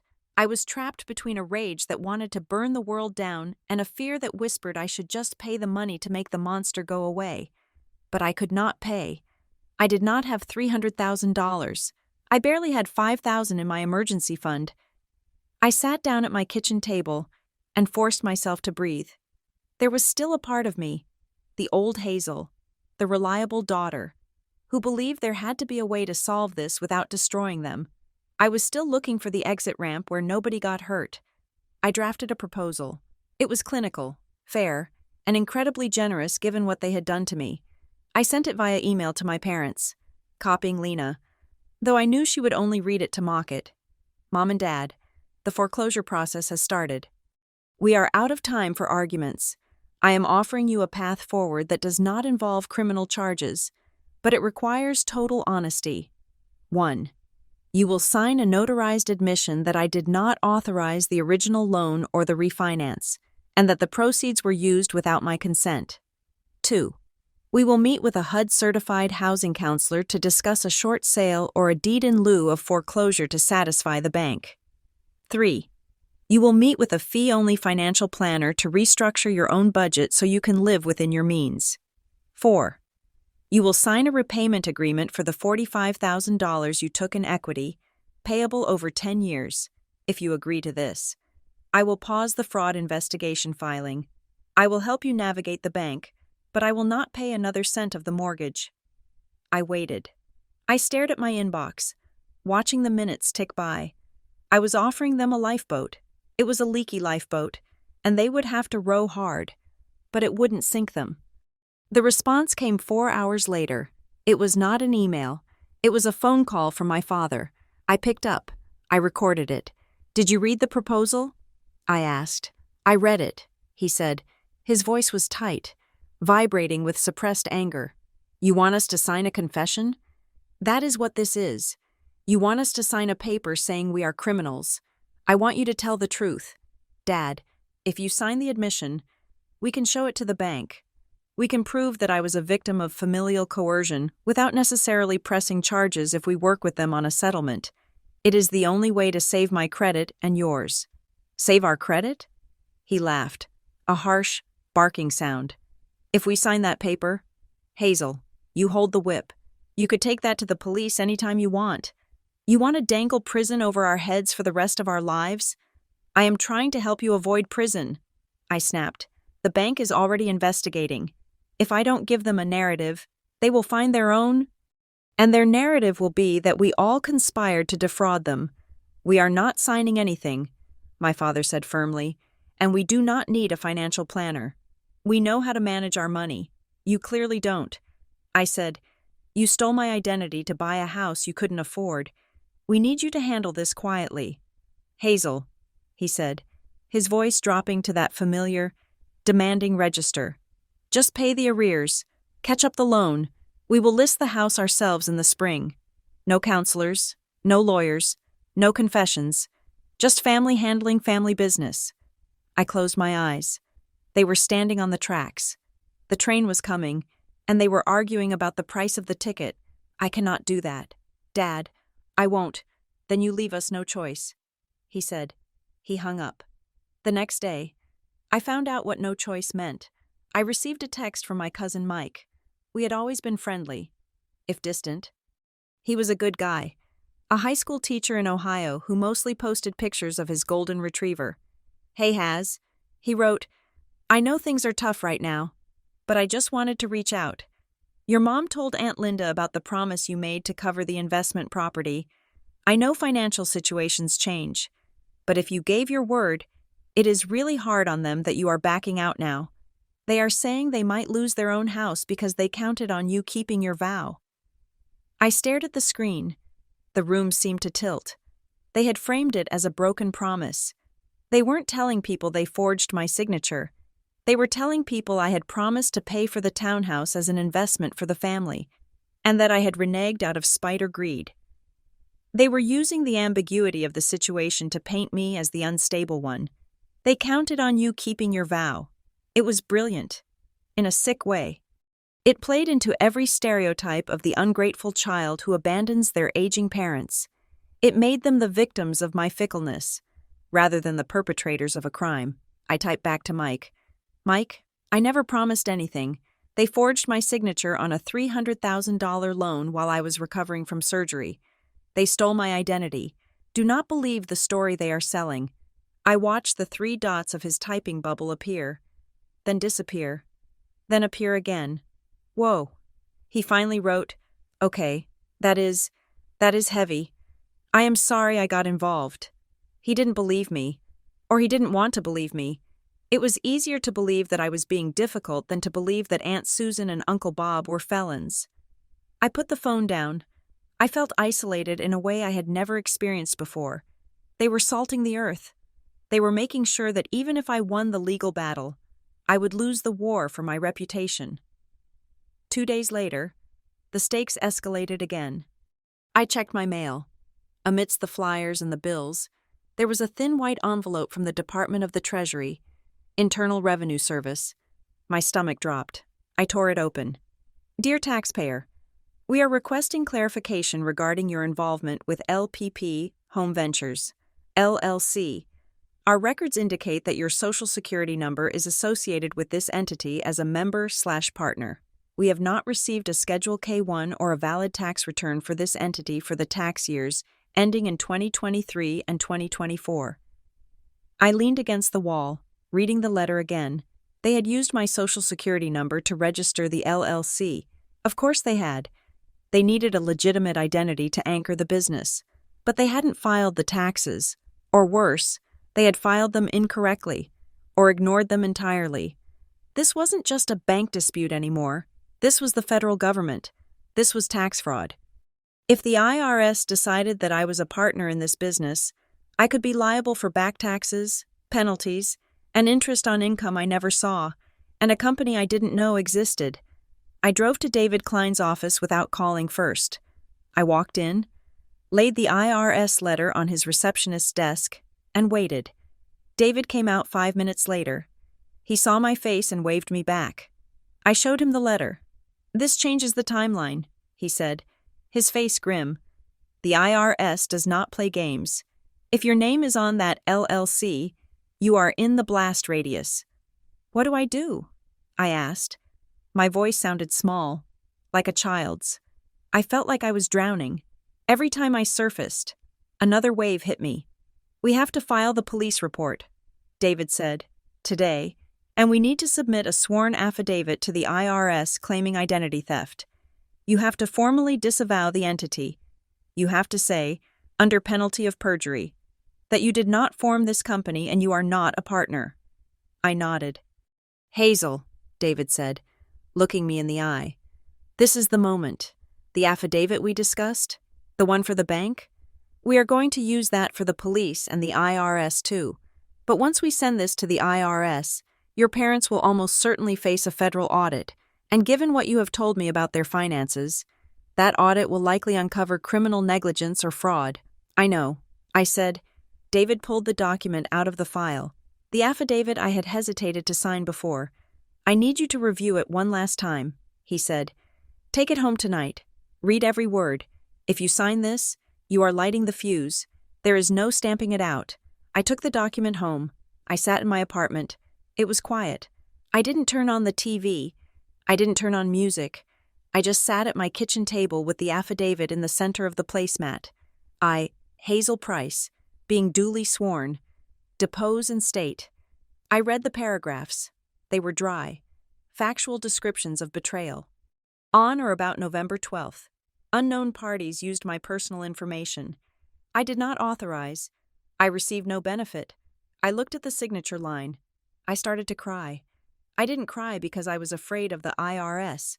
I didn't cry because I was afraid of the bank. I cried because I was mourning them. I was mourning the parents I had invented in my head to survive my childhood.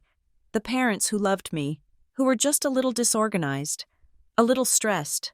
I was mourning the fantasy that if I just worked hard enough, if I was just reliable enough, they would finally see me and take care of me. Signing this paper was an admission that I was an orphan. I had living parents. But I had no mother and no father. I had only debtors and creditors. I cried until my chest ached. I cried until my eyes were swollen shut. I grieved for the little girl who used to wait by the window for her dad to come home, hoping he would bring her a candy bar. I grieved for the teenager who studied late into the night, so her mom would be proud of her grades. They had taken all of that love, all of that effort, and they had monetized it. They had turned my devotion into a credit score. I wiped my face. I went to the bathroom and splashed cold water on my skin. I looked at myself in the mirror. I looked wrecked. But behind the red eyes, I saw something else. I saw survival. I walked back to the table. I picked up the pen. I signed my name. Hazel Price. I dated it. It was done. The next morning, the world felt different, sharper, colder.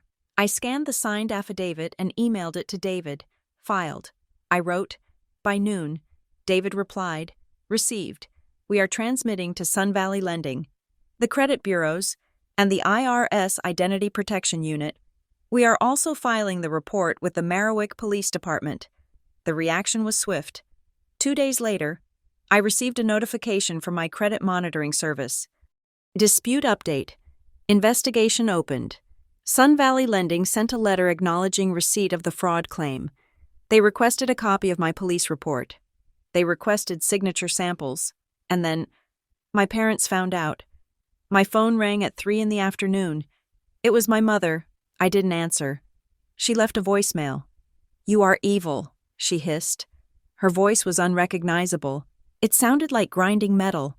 You are an evil, ungrateful child. Police? You sent the police to our house? They knocked on our door. Hazel, the neighbors saw. How could you? After everything we did, you are dead to us. Do you hear me? You are dead. I listened to it once. Then I saved it. I forwarded it to David. Evidence of reaction to fraud filing. I typed, I didn't feel the crushing guilt I expected. I felt a strange, hollow lightness.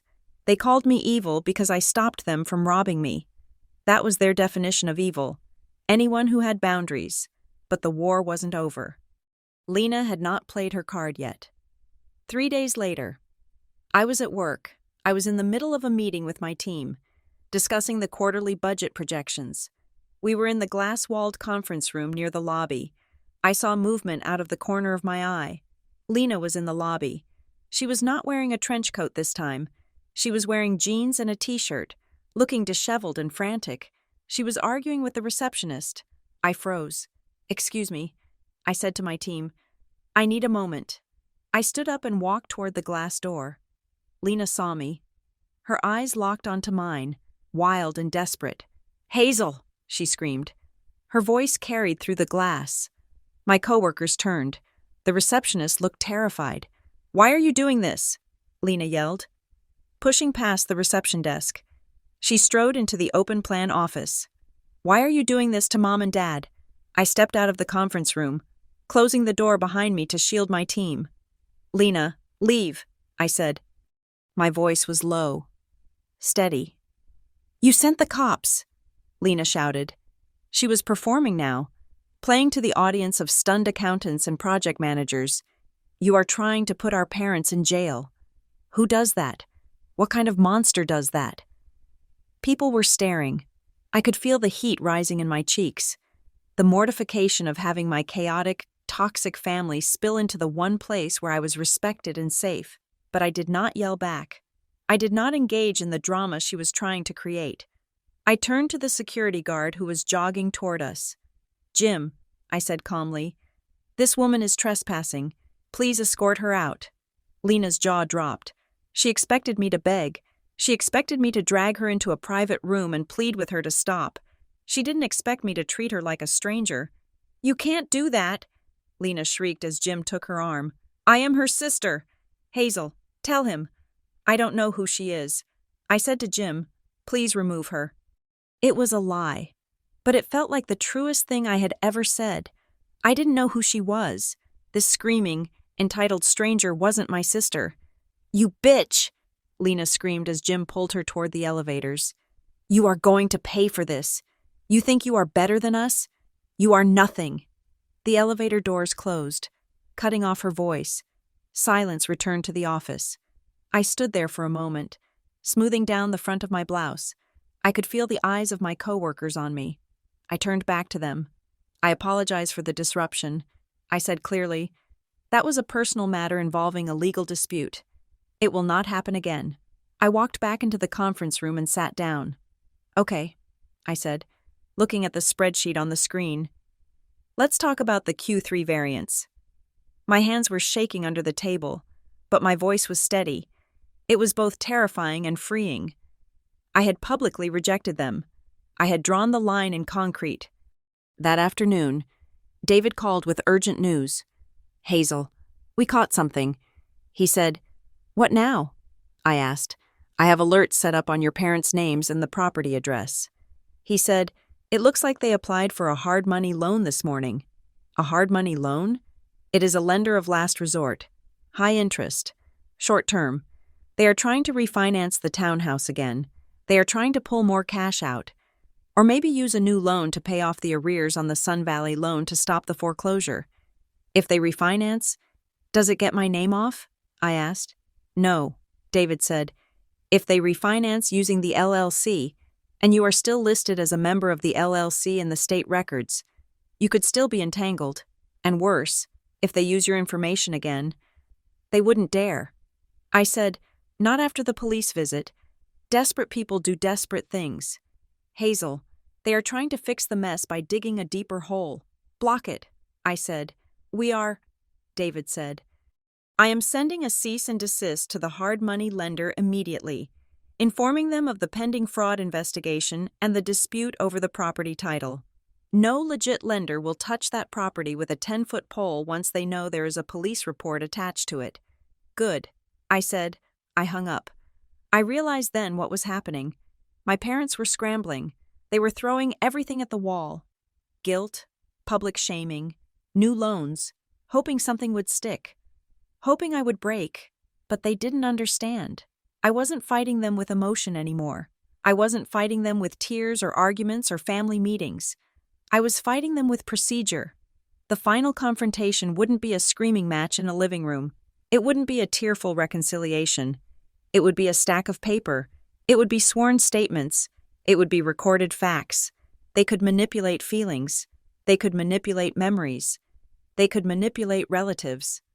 But they couldn't manipulate a fraud affidavit filed with the IRS. They couldn't manipulate a police report number. I looked at the calendar. There was a hearing scheduled for next month regarding the foreclosure and the dispute. I would be there. I would bring my binder. I would bring my evidence. And for the first time in my life, I wouldn't be the daughter trying to please them. I would be the witness testifying against them. The building was made of gray stone and glass, a brutalist block in the center of Marowak that seemed designed to strip away hope. It was the county courthouse annex, a place where civil disputes were dragged into the fluorescent light to be dissected by strangers. I arrived 40 minutes early. My hands were cold, clutching a thick black binder against my chest like a shield. Inside that binder was the autopsy of my family. 7 years of bank transfers, the HOA notice that had started it all, the email log showing my IP address used while I was unconscious in a hospital bed. The refinance documents showing $45,000 wired to Lena's design business. I sat on a hard wooden bench in the hallway outside hearing room B. The air smelled of floor wax and stale coffee. I felt nauseous, a rolling sickness that had nothing to do with illness and everything to do with grief. I wasn't excited to be here. I didn't feel triumphant. I felt like I was waiting for a bomb to go off, knowing I was the one who had lit the fuse. David Klein arrived 10 minutes later. He looked calm, professional, a stark contrast to the chaotic storm raging inside my ribcage. "Good morning, Hazel," he said, sitting beside me. "How are you holding up?" "I am vibrating," I said honestly. "I feel like I'm about to throw up." "That is normal," David said. "You are about to dismantle a reality that has existed for a decade. Your body is reacting to the stress. Just remember, you are not here to be a daughter. You are here to be a witness. Stick to the facts. Facts do not have feelings." I nodded, gripping the binder tighter. Facts do not have feelings. We waited. At 9:15, the elevator doors at the end of the hall slid open. My parents stepped out. They looked older than I remembered, even though I had seen them only weeks ago. My father was using a cane I had never seen before, leaning heavily on it, his face drawn and gray. My mother walked beside him, her hand gripping his elbow. She wore her Sunday church coat, a navy blue wool that was slightly too big for her now. They saw me immediately. I watched their eyes slide over me. There was no recognition, no warmth, no anger, just a blank, deliberate refusal to acknowledge my existence. They looked through me as if I were a piece of furniture, a stain on the wall. They walked past the bench where I sat and took seats on the opposite side of the hallway, 20 feet away. Then Lena arrived. She came alone. A few minutes later, she was not wearing the tragic, oversized sweaters she had worn to my apartment. She was dressed for court, or at least her version of it, a sharp black blazer, tailored trousers, heels that clicked loudly on the linoleum. Her hair was pulled back in a severe bun. She looked like a CEO. She looked capable. She strode down the hall, radiating a performative confidence, until she saw David Klein. She saw the briefcase. She saw the serious, gray-haired man leaning in to talk to me. Her step faltered. Just for a second. The mask slipped, revealing the terrified child underneath, before she plastered it back on. She walked over to our parents and sat down. She whispered something to my mother. My mother patted her hand. It was a tableau of family unity. The three of them against the world. And I was the world. The door to the hearing room remained closed. We had 10 minutes. My mother stood up. She smoothed her coat and walked across the hallway. She did not look at David. She looked only at me. She stopped 2 feet away, invading my personal space just enough to be unsettling. "Hazel," she said. Her voice was a low whisper, raspy and dry. I looked up at her. I saw the lines around her mouth, the fear in her eyes that she was trying to convert into anger. "Mom," I said. "Do not call me that," she hissed. She leaned in closer. The smell of her perfume, lavender and old powder, hit me. It was the smell of my childhood. It was the smell of safety, twisted now into something suffocating. "I want you to know something," she said. "If you walk in there and say those things, if you testify against your father and me, you are not my daughter. You never were. A daughter protects her family. A daughter takes the hit. If you do this, you are an orphan. Do you understand?" I looked at her. I looked at the woman who had given birth to me. I waited for the crushing guilt to buckle my knees. I waited for the old Hazel to apologize and beg for forgiveness. But the old Hazel was gone. She had died the day she opened the HOA letter. I felt something inside me go quiet. It was the silence of a final door closing. "I understand," I said. My voice was steady. She stared at me, searching for the crack in my armor. When she didn't find it, she sneered, a quick, ugly expression, and turned her back. She walked back to her side of the hall. The bailiff opened the door. "All rise." We filed into the room. It was smaller than a courtroom, a conference room set up with a long table and a recording setup at the head. A court-appointed mediator sat at the top, flanked by a representative from the fraud investigation unit of the bank. This was not a criminal trial yet. This was a deposition hearing, a fact-finding procedure initiated by the bank's legal team to determine the validity of my fraud affidavit before they moved to foreclosure or prosecution. I sat on the left with David. My family sat on the right. They did not have a lawyer. They had insisted on representing themselves, likely because they couldn't afford one, or because they arrogant enough to believe they could charm their way out of this. The mediator, a woman named Ms. Vance, adjusted her glasses. We are here to review the affidavit of fraud submitted by Hazel Price regarding the property at 4208 Whispering Pines Court and the associated loan with Sun Valley Lending. Ms. Price, you are claiming you did not sign the original promissory note or the subsequent refinance agreement? I did not. I said. David opened my binder. We have submitted Exhibit A. David said, a timeline of Ms. Price's medical history. On the date the electronic signatures were captured for the original loan, Ms. Price was hospitalized and recovering from emergency surgery. She was under heavy sedation. We have also submitted Exhibit B, the IP logs showing the signatures originated from the residence of Robert and Susan Price. While Ms. Price's personal device was in their possession, my father spoke up. He didn't stand. He just leaned forward, his hands gripping the table. She gave us permission, he said. His voice was rough. She was groggy. Yes, but we talked about it. She said to go ahead. She wanted to help the family. She is just trying to back out now because the market turned. Ms. Vance looked at him. Mr. Price, do you have a power of attorney document dated from that time period? No. My father said, we didn't need one. We are family. She gave us verbal permission. Verbal permission does not authorize you to sign someone's name on a federal loan document. Ms. Vance said dryly. I looked at my father.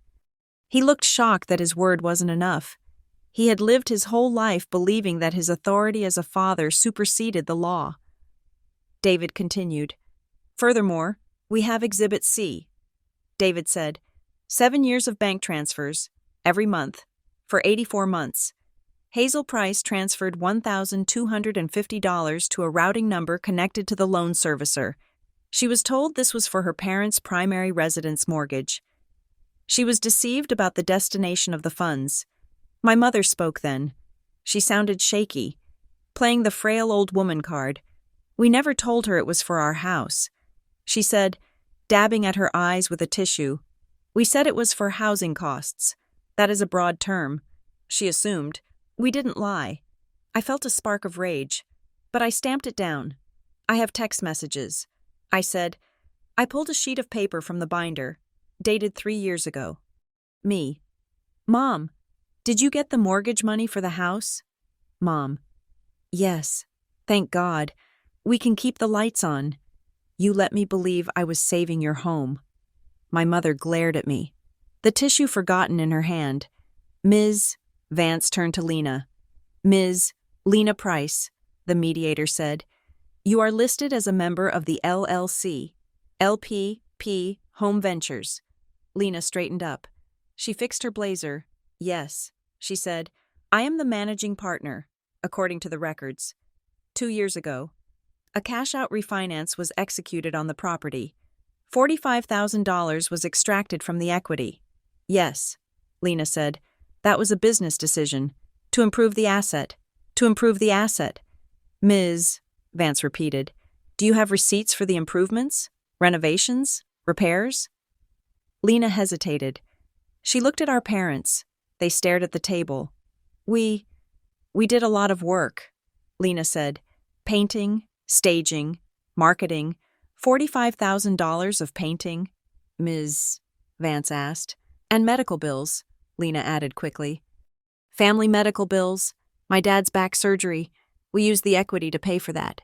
It was a family decision. David Klein slid a piece of paper across the table. This is a subpoenaed record of the bank account for Lena Price Design. LLC, he said. It shows the wire transfer of $45,000 hitting the account on the 16th. In the following 3 months, there are no payments to contractors. There are no payments to hospitals. David paused, letting the silence stretch. There is, however, a lease down payment for a Mercedes-Benz C-Class. There is a charge for a luxury resort in Cabo San Lucas. There are charges at Gucci, Sephora, and Apple. The room went deadly silent. I watched Lena's face. The color drained out of it, leaving her foundation looking like yellow chalk. She opened her mouth to speak, but nothing came out. I looked at my parents. They didn't look surprised. They looked terrified. They knew. They knew she had spent the money on herself. They had lied for her.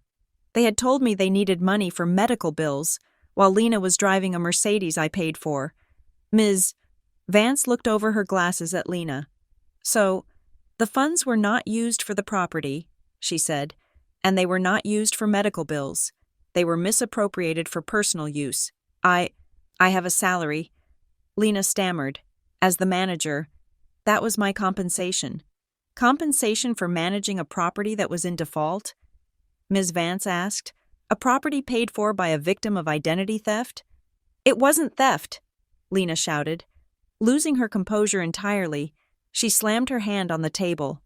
Hazel knew. She is lying. She is just jealous because I am the creative one and she is a boring corporate drone. She is trying to ruin me. Sit down. Ms. Price, the bank investigator said sharply. Lena sat, trembling. She looked small now. The CEO costume had fallen apart. David wasn't done. There is one more thing, he said. He pulled a final document from his briefcase.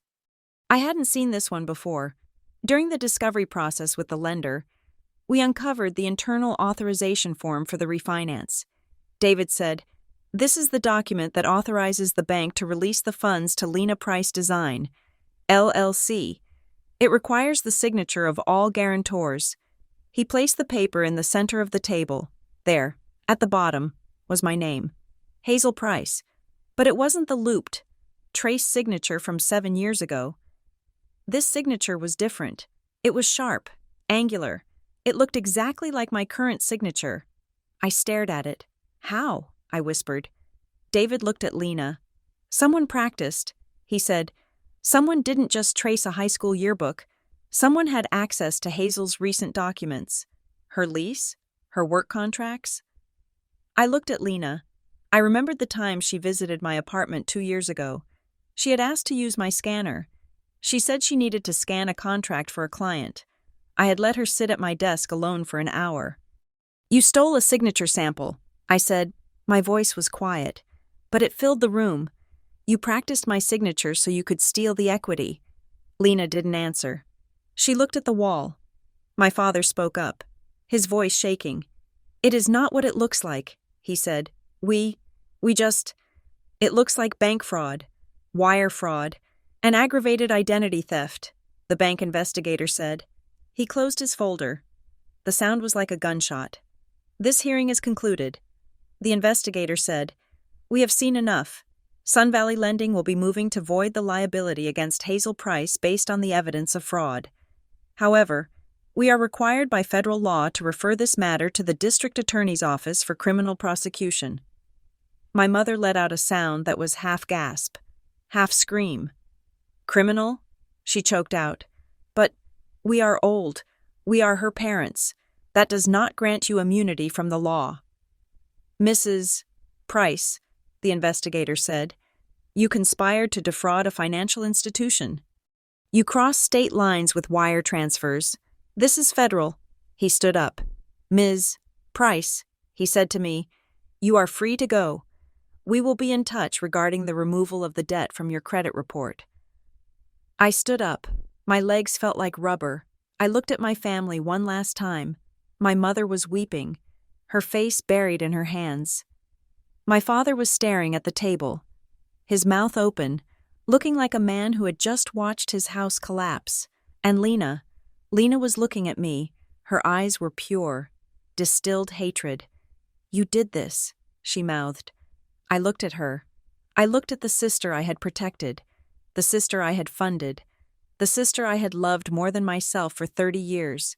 "No," I said aloud. "You did this." I just turned on the lights. I turned and walked out of the room. David followed me. We walked down the hallway. The sound of my mother's sobbing fading behind us. The elevator doors opened, and we stepped inside. When we reached the lobby, I stopped. The world tilted on its axis. I felt dizzy. I had to grab the wall to keep from falling. "Hazel?" David said, grabbing my arm. "Breathe. I am breathing." I gasped. "It is over," he said. "You won. The debt is gone. They cannot hurt you anymore." I nodded. The debt was gone. The $340,000 was gone. But so was everything else. I walked out of the courthouse into the bright, blinding sunlight of Merriwick. The air was cold and clean. I thought about the future. There would be trials. There would be headlines. Local family charged in fraud ring. There would be sentencing hearings. I might have to testify again. I might have to watch my parents be led away in handcuffs. I realized then that the revenge wasn't the victory I thought it would be. It wasn't sweet. It tasted like ash. But as I took a deep breath, filling my lungs with the cold air, I realized something else. The weight was gone. The crushing, suffocating weight of being the reliable one, the one who had to fix everything, the one who had to pay for everything. It was gone. I was alone. I was an orphan in a parking lot. But for the first time in 33 years, the life in front of me was mine, and I could afford it. Thank you for listening to My Parents Always Blamed Me and Took My Sister's Side, so I decided to stop the monthly payments. This was a heavy story, and I appreciate you walking this path with Hazel. I want to know, where are you listening from today? Drop your city or country in the comments below. And I have a question for you. Do you think Hazel did the right thing by reporting her family? Or should she have found another way? I want to hear your thoughts in English. If you enjoyed this story, please make sure to subscribe to Revenge Stories so you don't miss the next episode. We have more stories coming about justice, betrayal, and the moment people finally say, enough. See you in the next story.